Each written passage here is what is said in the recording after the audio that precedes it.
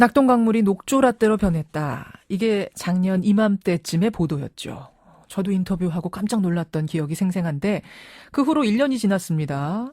그때 그렇게 논란이 됐으니까 뭔가 개선이 됐겠지 생각을 하고 있었는데 그게 아니라고 하는군요. 1년 전에는 낙동강 일부에서만 보이던 이 녹조 현상이 지금은 낙동강 전역에서 나타나고 있다는 얘기가 들립니다. 낙동강 하면 부산, 대구, 경남 지역민들의 식수원이어서 걱정인데요. 실태가 어느 정도인지 직접 들어보죠.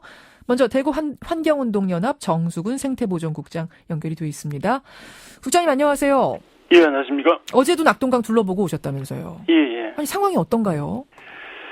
상황은 점점점 심각해 보이고요. 일요일 날 비가 약간 왔음에도 불구하고 계속해서 조류가 이제 창궐 하고 있었고요. 약간 모습을 좀 설명드리면 묘사를 좀 해주시죠. 우리가 볼 수 없으니까. 강 가장자리 쪽으로 심한 녹색 페인트를 뿌려놓은 듯한 이런 장면들이 강하게 연출되고요. 그다음에 강 중앙에서도 보면 녹조 알갱이가 몽골몽골 이렇게 피어오르거든요. 예. 이들도 이제 식물성 플랑크톤의 일종의 생물들입니다. 그래서 이 생물들이 계속해서 정식하고 있는 모습이 목격이 되는데 계속 보고 있으면 좀 기괴스럽다고 해야 되나 공포스러운 느낌까지 좀 들고요. 강에 진짜 도대체 이런 물질이 왜 있어야 되는지 지금도 의문입니다, 사실. 근데 그게 일부가 아니라 낙동강 전역이라고 하셨어요? 예, 낙동강이 지금 이제 보로 막혀 있지 않습니까? 낙동강이 원래 사대행사 전 구간은 한 500km 이상이 되는데 보로 막힌 구간이 이제 낙동강 700리라고 한 280km 정도 되거든요. 예. 상주보부터 낙동강 하구 뚝에 이르는 기간인데 280. 이 일대가 이제 전부 다 그렇다 이렇게 보시면 됩니다. 작년보다 더 심각해졌다는 얘기군요. 예, 그렇죠. 이게 이제 시점도 작년에는 8월 초에 이제 처음 보고가 되는데요. 그렇죠. 6월 초에 이미 이제 발견이 되었고요. 두 달이나 이르게 이제 발견되었고 확산 속도도 작년에 비해서 훨씬 빠르고 광범위하다 이렇게 보고요. 그래서 조류경보제 같은 거를 치면 지금 경보 단계를 넘어선 이런 단계로 보입니다. 근데 녹조라는 게 원래 여름에는 강에 좀 끼고 그렇지 않습니까? 부분적으로 이제 강에서는 부분적으로 약간 정체되는데 이런 데서는 부분적으로 발생되기도 했는데 주로 이제 하구뚝 있는데 이런 데서 일부 이제 목격이 됐죠. 그런데 낙동강 전역에 이렇게 광범위하게 핀 적은 작년하고 올해가 처음입니다. 처음으로. 이 물에 좀 냄새도 맡아보고 만져보기도 하고 그러셨어요? 예, 만져보면 끈적끈적하고 역한 냄새가 많이 올라오기 때문에 역한 냄새가 나고. 예, 서 있으면 좀 오래 서 있기 좀 곤란할 정도로 그런 지경입니다. 근데 지금 문제는 이 물을 대구, 부산, 경남 지역민들이 마신다는 거 아닙니까? 예, 그렇죠. 이게 이제 낙동강은 다른 강과 달리 식수원이기 때문에 특히 이제 식수원 안전에 우려하지 않을 수 없고요. 대구 같은 경우는 또 대구나 부산 같은 경우는 옛날에 페놀 사태 이런 것 때문에 수돗물 안전에 좀 만전을 기하고 있는 측면이 있습니다. 고도 정수 처리가 돼 있거든요. 그러나 이제 구미나 김천 그다음에 이제 상주 이런 데는 그런 시설이 없습니다. 그렇기 때문에 이게 대발생하게 되면 구미나 상주 이런 쪽 주민들의 식수원이 치명적이 될 수밖에 없죠. 치명적이라는 건 어떤 상황까지 지금 상정하고 우려하세요? 이게 이제 국립환경과학원에도 이게 미량으로도 치사량에 도달할 수 있는 이런 맹독성이다 이렇게 밝히고 있거든요. 그러니까 고도 정수 시설을 거치지 않으면 그냥 미량만 그냥 마셔도 이게 치사할 수 있는 정도 위험한 단계다. 네, 그렇죠. 그럼 이걸 고도 처리 정수 시설을 거치면 어떻습니까? 지금 그래서 상소사업본부나 이런 데서는 완전히 걸러진다, 100% 걸러진다 이렇게 얘기는 하고. 예, 그러니까 걱정 말아라, 100% 걸러진다 이렇게 얘기하고 있는데. 예, 그렇죠. 그런데 이제 그것도 제가 보기에는 100%라는 말은 사실은 좀 어폐가 있다고 보고요. 근데 이제 그런 시설이 없는 지역 이런 게 굉장히 좀 문제가 많이 되죠. 그런 지역이 없는 지역은 어느 정도나 됩니까? 그나마 고도 처리 시설도 없는 지역?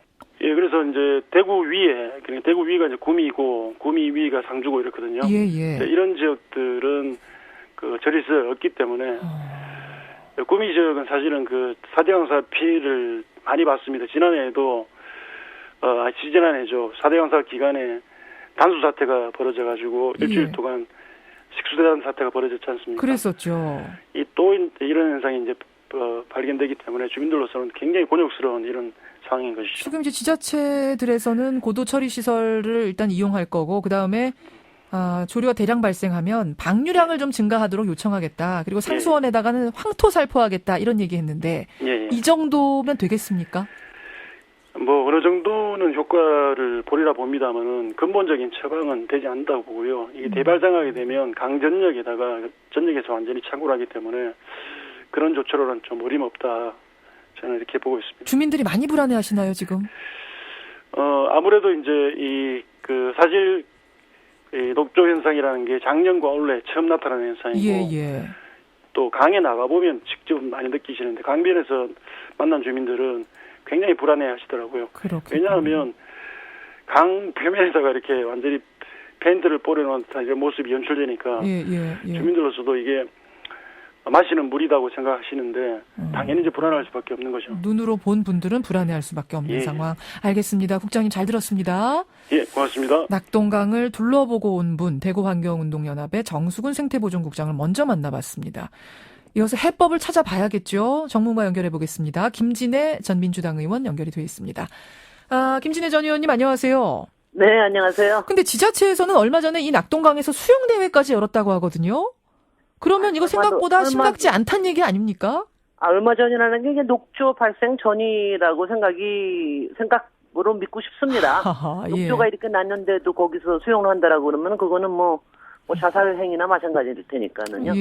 좀 심각하지 않은데 좀 우리가 우려를 부풀려서 하는 거, 과잉 우려하는 거 아닌가 이런 얘기하시는 분도 계시는데 전문가 보시기엔 어떠세요? 근데 바로 그런 문제인데요. 그러니까 녹조 발생이 된 거는 4대강에 이제 작년까지만 해도 중류까지만 생겼습니다. 근데 올해는 이제 상류 지역까지 생기는데 이거를 4대강 조사를 제대로 해야 되거든요. 근데 지금 현재 문제가 국가에서 발표하는 자료조차도 지금 믿지를 못하고 있는 거기 때문에 그래서 이제 총리실에서 4대강 조사위원회를 만들겠다고 그러지 않았습니까? 지난 3월에. 아직까지도 만들지도 못하고 있으니까 지금 현재 문제는 정확한 자료를 믿을 수 있는 자료가 없다. 바로 신뢰 문제 아닌가. 그러니까 이런 신뢰가 자꾸 깨지면 자꾸 이제 공포스러워집니다. 이런 것이. 바로 앞에서 녹조 보면은요. 정말 괴물스럽거든요. 여기 괴물 튀어나올 것 같이 보이거든요. 거기서 뭐 용가리 한 마리라도 튀어나올 것 같은 분위기. 영화 괴물 생각. 영화 괴물에 그 괴물 튀어나올 것 같은 분위기. 그런 분위기. 그러니까 아주 으시시합니다. 그러니까는 이제 이거를 제대로 조사를 해야 되는 거죠. 그리고 사실 이제 그동안 쭉 나왔던 얘기가 다시 나오는 건데 그래서 이게 이제 정체된 고인물은 썩는다라는 것 때문에 생기는 거 아니냐. 그리고 이제 이런 녹조 발생과 특히 인체에 유해한 남조류의 발생은 사실 4대강 사업 할 때부터 환경부에서 지적했던 사안입니다. 지적을 했었죠. 문제가 생길 수 있다라고 했던 건데 그거에 대한 아무 조치가 없이 그대로 진행됐던 거거든요. 심지어 환경부에서 지적을 했는데 왜 그게 묵살이 됐죠? 당시에 묵살된 게 한두 개입니까? 지금 바로 어저께 노컷뉴스에서 자료가 나왔던데 대통령실에서 대운하를 할 수도 있다라는 전제로 4대강 사업을 바꿔라라고 하는 것도 이제 드러나는 거 아닙니까? 국토부에서 반박을 했지만 이거를 묵살했다 뭐 이런 내용들 문건. 그러니까 어저께 나온 걸 봤는데요. 이거 당시에도 국감에서는 이런 문제가 다 지적이 됐었습니다. 그런데 이제 별로 언론에서 조명을 해주지 않았고 이번에 이건 뭐 특종이라고 할 수 있는데 이거는 구체적인 문건으로 나온 거기 때문에 더군다나 이제 확실한 거죠. 그런 점에서는 CBS가 상당히 큰 역할을 하신 것 같습니다. 알겠습니다. 다시 얘기를 좀 돌려서요. 이제 원인은 결국은 4대강으로 보호 만들면서 물을 막아놓다 보니까 이게 상황이 심각해졌다는 이야기인데 해법이 뭐냐. 당장 이거 주민들이 마셔야 되거든요. 그래서 우리가 해법부터 부지런히 생각해야 될 것 같습니다. 그러니까 애초에 사실은 이제 낙동강은 특히 4대강 중에서도 낙동강은 식수원으로 쓰는 거기 때문에 더군다나 이런 짓을 하면 안 된다라고 지적이 됐는데 지금 이렇게 됐는데 일단은 이제 여러 가지를 해봐야 될 거예요. 그러니까 최종적으로 재자연화하는 것까지는 아직은 좀 더 이제 여러 가지를 모니터를 해봐야 되고. 재자연화라는 게 무슨 말씀이세요? 그러니까 4대강 8개 보가 있지 않던 시절로 말하자면 대시 자연화를 시키는 거죠. 그 부분에 대해서는 그거는 이제 상당히 여러 가지를 검토를 해야 되고, 지금 당장은 그동안 환경단체도 계속해서 요구를 해왔는데, 예. 그 4대강 지금 수문이 있지 않습니까? 열 수 있는 수문. 그렇죠. 그래서 이 문을 열어서 물이 흐르게 좀 해야 된다라는 지적을 많이 했습니다. 그런데 저는, 그러니까 이거예요. 그러니까 물이 흐르게끔 하면은 어떤 일이 생길 수가 있나 하는 거는 예. 해봐야 되거든요. 근데 왜 그거를 안 하는 거냐. 지금 이건 좀 정부가 문제가 있다. 정부에서 우려하는 건 녹조 막기 위해서 보를 열었다가 지류에 흙이나 모래가 쓸려가다 보면 제방이 터질 수도 있고 다리가 붕괴될 수도 있는 더 큰 위험이 있을 수도 있다. 아니, 이걸 근데 그게 말이 안 되는 게요. 예. 이게 만약 정말로 홍수가 요번엔 지금 4대강 낙동강에는 비도 별로 많이 안 오지 않았습니까? 그렇죠. 그러니까 녹조가 많이 생기는 건데 예. 비가 많이 오면은 수문을 안 열래 안 열 수가 없거든요. 그때는 더욱 문제가 심각해집니다. 그러니까 지금 물이 많이 안 차 있을 때 그냥 수문을 뭐 한꺼번에 열어야 되는 것도 아니니까 그걸 여러 가지 조절을 하면서 그런 주변의 상태를 보면서 여러 가지를 조절해 봐야 되는 거지요. 예. 근데 그런 거를 하지 않고 그러니까 여러 가지 과학적으로 할 수 있는 방법이 있는데 하나로만 딱 한다는 건 말이 안 되는 거죠. 그렇군요. 그러니까 이제 여러 가지 상황에서 할 수 있는 거를 대안을 마련해 봐야 되는데 그런 거를 왜 안 하느냐. 그러면 뭐 다는 아니더라도 뭐 어느 군데라도 해보면서 지금 사실은 모니터를 제대로 해보려고 그러면은 두 가지를 해봐야 됩니다. 어떤 건가요? 수문을 열어보는 거 하고요. 예. 그 다음에는 물을 완전히 빼보는 것도 한번 해봐야 됩니다. 예. 뭐냐면 우리가 그 고해 안전성 문제를 우리가 굉장히 우려하지 않습니까? 그렇죠. 근데 그것도 조사가 안 돼 있는데 사실은 많은 일들이 물 밑에서 일어나고 있기 때문에 확인이 잘 안 되거든요. 물 밑에서 일어나는 일은 무슨 일일까요? 겉에서 일어나는 일은 녹조인데. 그러니까 안전에 관련된 문제라서 뭐 균열이 일어난다라든가 기초에 문제가 있다라든가 아니면은 거기에 그 모래가 너무 많이 파여가고 그러니까 기초 주변에 모래가 너무 파여가고 있다라든가 가령 다리 같은 부분이요. 그 지적되어 오던 뭐 쇄골 현상 이런 것들. 네네. 아니면은 어디에는 너무 많이 쌓이고 있다라든가 뭐 이런 것들을 검토를 해야 되거든요. 근데 그 검토를 할 수 있는 여러 가지 방법을 지금 생각을 해야 되는 겁니다. 그러니까 저도 뭐 이거를 갖다가 처음부터 8개 보를 다 해체를 해야 된다. 이런 제가 하는 게 아니라 지금은 문제가 있으므로 문제에 대한 모니터를 해보고 이거를 조금이라도 낫게 할 수 있는 방법이 무엇일까에 대한 걸 알기 위해서도 조사를 제대로 해야 되는 건데 그 조사 자체가 지금 안 되고 있다라는 게 이게 문제인 거죠. 보호 해체라는 주장도 이제 하는 분들이 있습니다만 그것까지는 일단 좀 극단적이라 한쪽에 놓고라도 당장 할 수 있는 만약 필요하다 하더라도 정말 보를 2, 3년 만에 하듯이 갑자기 해체해버릴 수는 없거든요. 굉장히 조사도 많이 하고 뭐 그렇게 해가지고 해야 되는 거기 때문에 사실 뭐 외국에서 뭐 가령 이제 독일의 운하가 유명한 데에서도 재자연화하는 경우가 많은데 보통 재자연화를 하고 보를 해체하는 과정에서 뭐 10년씩 걸려가지고 조사하고 그러고 나서 해체하고 그럽니다. 건설하는 것만큼 해체도 어려운 작업이군요. 그렇습니다. 이게 이제 자연에 다 손을 대는 작업이기 때문에 그리고 지금 4대강이 지금 다 몸살을 앓고 있지 않습니까? 정말 살아남으려고 몸부림들을 치고 있는데 다 뭐 낙동강은 낙동강대로 이번에 다리 무너진 또 한강은 한강대로 다 문제가 있기 때문에 그리고 또 영산강 같은 경우에는 주변에 농경지가 침수가 돼서 생기는 문제 이런 것들을 정말 자연이라는 건 오묘하고 굉장히 섬세하게 다뤄야 된다는 거를 뭐 저는 강조하고 싶습니다. 알겠습니다. 4대강 사업은 실패다라고 지금 100% 확신하세요? 그건 뭐 확실합니다. 이건 뭐 근본적으로 재앙 사업입니다. 제가 왜 그걸 여쭙냐면 여전히 4대강 사업은 그래도 유익했다라고 보는 분들도 계세요. 새누리당 심재철 최고위원은 집중호우가 예년과 달리 기간도 길고 일부 지역에 집중적으로 퍼부었는데도 4대강 사업으로 홍수 위험이 줄어들었다. 나주 등 영산강 주변의 경우에 그거는요. 무식하고 무지해서 생기는 건데요. 그건 무슨 말씀이에요? 원래 4대강 사업을 하기 전에도 본류에서 일어나는 홍수 피해는 한 2%밖에 안 됐었습니다. 그러니까 가장 그 2%가 일어났던 부분이 여주 부분인데 그런 부분은 조금 이점이 있었을지 모르겠어요.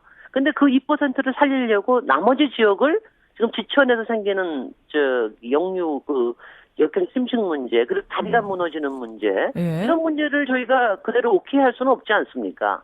그러니까 그리고 낙동강 같은 경우에는 이번에는 거의 비가 정말 뭐 반쪽 장마라고 할 정도로 비가 안 왔으니까 그 생기는 녹조 문제는 어떻게 하려고 그러는? 그러니까 물이라고 하는 게 홍수 하나만 있는 것이 아니라 여기에 대한 수질 문제, 그다음에 주변에 대한 환경 문제 이런 게 있는 거니까 더군다나 지금 이걸 뭐 친수 공간을 만든다고는 했지만 지금 뭐 구미 지역이나 이런 지역은 주변에 무슨 자동차 공원을 만든다고 운운하고 있는데 이렇게 녹조가 계속해서 뜨고 있는 거를 어떻게 침수를 합니까? 예, 그런 걱정들. 네, 그러니까 정말 그 무식하고 무지한 사람들, 더군다나 지난 이명박 정부에서 국회에서 청와대 앵무새하고 꿀먹은 벙어리 했던 국회의원들 정말 반성해야 됩니다. 그리고 지금 새누리당에서 그런 사람들만을 그리고 뭐 예컨대 김혜국 위원 같은 경우에는 당시에 4대강 살리기 사업 단장이었거든요. 국회의원인데 그런 사람들로 모아가지고 TF 만든다는 게 말이 되는 겁니까? 여기까지 말씀 들어야겠네요. 김진애 의원님 고맙습니다. 예, 고맙습니다.